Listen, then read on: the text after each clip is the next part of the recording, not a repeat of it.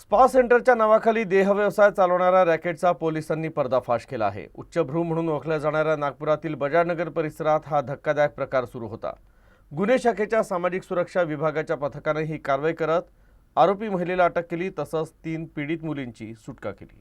नागपुरातील उच्चभ्रू म्हणून ओळखल्या जाणाऱ्या बजारनगर परिसरात स्पा सेंटरच्या नावाखाली चक्क देहव्यवसाय सुरू असल्याचं समोर आलं आहे। स्पा सेंटरच्या नावाखाली देहव्यवसाय सुरू असल्याची गुप्त माहिती गुन्हे शाखेच्या सामाजिक सुरक्षा विभागाच्या पथकाला मिळाली। तर गुन्हे शाखा पोलिसांनी याबाबत शहानिशा केली, तेव्हा ही बाब खरी असल्याचं आढळून आलं। तेव्हा गुन्हे शाखेच्या सामाजिक सुरक्षा विभागाच्या पथकानं बजारनगरमधील एसबीआय बँकेजवळ सुरू असलेल्या स्पा सेंटरवर धाड घातली।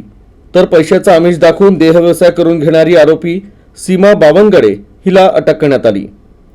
तर यापूर्वी देखील हिच्या विरोधात देहव्यवसायाचे अनेक गुन्हे दाखल आहेत। तर या कारवाईत 3 पीडित मुली आणि महिलांची सुटका करण्यात आली।